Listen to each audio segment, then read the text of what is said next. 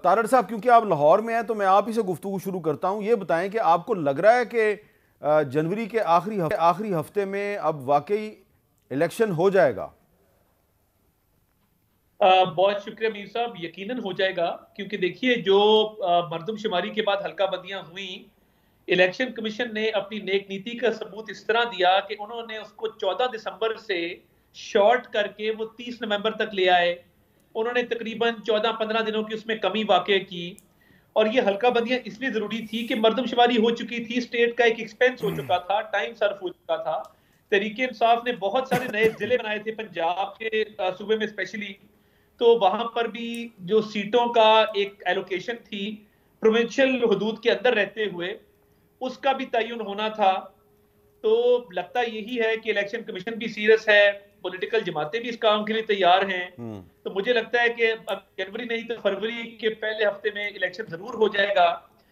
और अब जो शेड्यूल हल्का बंदियों का आया है, अब लोगों ने अपीलें भी जमा कराई हैं, लोग प्रोसेस के साथ चल पड़े हैं, ठीक है। किसी ने बॉयकॉट नहीं किया। वरना हल्का बंदियों की भी शेड्यूल पे आप तहफात का इजहार करते हैं, सब ने बढ़ चढ़ के हिस्सा लिया है, उसका पार्ट बने हैं।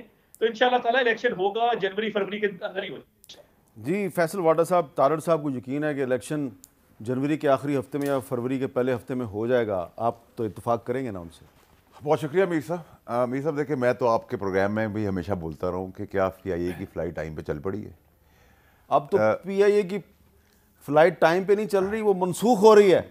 आप अब उसकी कॉन्टेशन में कुछ भी ले लें, लेकिन मैं हो जाएंगे। अब वो जो वक्त दिया है 25 जनवरी, मुझे मेरे हिसाब से 24 जनवरी, 28 जनवरी, तो वो 28 जनवरी में तो सर बहुत टाइम भी बाकी है और PIA की फ़्लाइट तब तक उड़ना शुरू होती है टाइम। तो आपकी गुफ्तगू से लग रहा है कि अभी आपको यकीन नहीं है कि 28 जनवरी को इलेक्शन नहीं होगा? देखिए मीर साहब, आपका ना, क्योंकि आप इतना सीजनड एंकर है, पुराने एंकर है, तो आप ना मुंह से चीज़ निकाल के उसकी कॉन्टेशन आपका काम है, आप कर लें। मैंने कहा PIA की फ़्लाइट टाइम पे चलनी पड़ी है पाकिस्तान में, आपने कहा तो मनसूख हो गई है। तो अब आप दोनों चीज़ों को अपने साथ मिला लें, अपने बाहर रख लें, आपको जवाब मिल जाएगा जितना तो मिलना है। ये अभी मैं पिछले हफ्ते सदर आरिफ अलवी साहब को मिला था, वो भी कह रहे थे कि उनको नहीं लग रहा कि इलेक्शन जनवरी के आखिरी हफ्ते में होगा।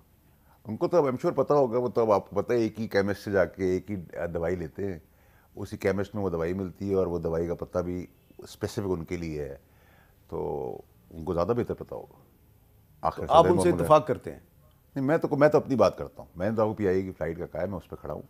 आप कह रहे हैं PIA की फ़्लाइट जो है वो टाइम पे नहीं जा रही, मैं कह रहा हूँ वो मनसूख हो रही है। आप कह रहे हैं, फिर आप समझ जाएं, तो मैं तो यही एज्यूम कर रहा हूँ कि आप कह रहे हैं इलेक्शन टाइम पे नहीं होगा। आप सर कुछ भी एज्यूम कर सकते हैं, मैंने अपनी बात कर दी सर, उसका मतलब निकाल लिया। नहीं पचौता साहब, आपको क्या समझ आई है, ये क्या कह रहे हैं? देखिए, मैं बड़ी वाज़ेह तौर पर गुजारिश करना चाहूँगा कि वाहिद पाकिस्तान तहरीक इंसाफ है जो सुप्रीम कोर्ट में गई है 2 तारीख के लिए। वहाँ पर जो इलेक्शन के हवाले से केस है वो फ़िक्स है और अदालतों के ऊपर अब इम्तिहान है, चाहे वो इलेक्शन के हवाले से डेट हो या जो बेगुनाह लोग कैद हैं उनके हवाले से जो पटिशन दायर की हुई है उसके ऊपर समाअत हो, जो गिरफ्तारियाँ, अगवा और सिलसिला जारी है, या फिर चेयरमैन PTI की जो दरख्वास्त है जो कि हम सुप्रीम कोर्ट से रजू कर रहे हैं साइफर केस के अंदर ज़मानत के हवाले से, उसके ऊपर फैसला हो। तो पहले तो हमेशा जितने दूसरे केसेस हैं यूं ही डिले हुआ है साइफर केस के अंदर, स्पेशली चाहे ट्रायल कोर्ट हो चाहे हाई कोर्ट हो, और फिर बगैर जवाज़ के ज़मानत खारिज की गई है, उसके अंदर कोई चीज़। आप ज़रा एक चीज़ समझाएंगे जी कि ये जो साइफर केस में एक जो स्पेशल कोर्ट है उसकी समाअत जारी है? जी बिल्कुल जारी है जी। तो वो अगर समाअत जारी है तो सुप्रीम कोर्ट से आप कैसे रब्ता करेंगे? अभी तो फैसला नहीं आया। देखिए, बात यह है कि जो नीचे समाअत जारी है जी, हम पहले उसी को चैलेंज किया है कि ये जो अदालत कंस्टिट्यूट की गई है ऑफिशियल सीक्रेट एक्ट के तहत, इसको कंस्टिट्यूट नहीं किया जा सकता और उस नोटिफिकेशन को कलअदम करार दिया जाए। उसके ऊपर पहले इतना लेट हाई कोर्ट में फ़ैसला दिया गया। इसके साथ साथ जो ट्रायल इन कैमरा चलाया जा रहा है, ओपन प्रोसीडिंग के हवाले से हमने मुतालबा किया है जिसमें जनरल पब्लिक हो, सहाफ़ी हों और बाकी जो लॉयर्स हैं उनकी भी प्रॉपर एक्सेस हो। यहाँ पर एक बंद कमरे में खुद से जो ऑर्डर मर्जी है पास कर दें, क्या चल रहा है, क्या अदालत का रवैया है, क्या वहाँ पर गवाहों का क्या रवैया है, किस तरह से वो बयानात दे रहे हैं, आपको सामने पता है आपको कि आज़म खान को किस तरह से अगवा किया गया और 1.5 महीने के बाद, 4 हफ्तों 5 हफ्तों के बाद वो बरामद होते हैं और अदालत में किस अदालत में जाकर बयान देते हैं। तो ये सारी चीज़ें जो छुपा कर की जा रही हैं और ज़बरदस्ती की जा रही हैं, तो वो तमाम लोगों के सामने आए कि क्या बयानात हैं और क्या जुर्म है। जुर्म जब आपने किसी के ऊपर इल्ज़ाम लगाया है तो आपने उसको साबित करना है। अब उसको साबित करने के लिए सबसे जो पहली ज़रूरी चीज़ है जो कि ट्रायल के अंदर मिसिंग है वो था चालान के साथ साइफ़र का लगा होना। तो वो कोई रिकॉर्ड का हिस्सा नहीं है। और फिर कॉपियाँ जो हमें दी गई हैं, जो मुकम्मल रिकॉर्ड है, जब इमरान खान साहब को वो दी नहीं जाएगा, साइफ़र, मिनट्स ऑफ मीटिंग या बाकी चीज़ें, तो फिर कैसे उनके ऊपर फ़र्द जुर्म आयद किया जा सकता है कि आपके ऊपर ये जुर्म बनता है। तो वहाँ पर इस तरह से प्रोसीडिंग्स की जा रही हैं। हम कॉपियाँ लेते नहीं हैं, कहा जाता है कि आपको कॉपियाँ दे दी गई हैं और अगली डेट के ऊपर बगैर दस्तखत किए भी ये समझा जाएगा कि वसूल हो गई हैं।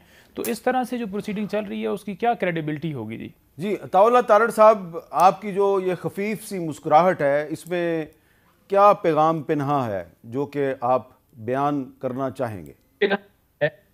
कि जिस साइफर की कॉपी साथ लफ करने के हवाले से यहाँ पे आगुजारियां की जा रही हैं, अगर मुकदमा पढ़ लेते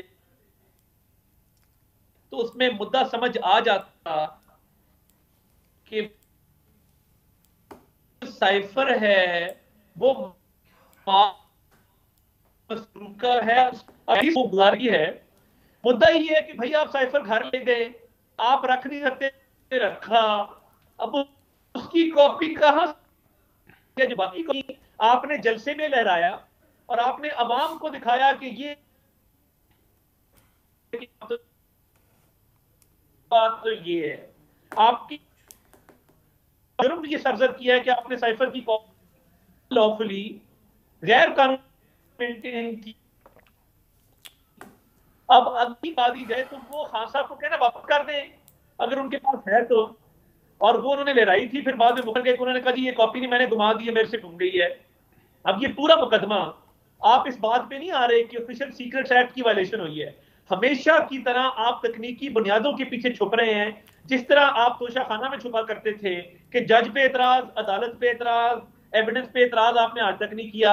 आपने माना कि हमने ये चीजें बेची हैं।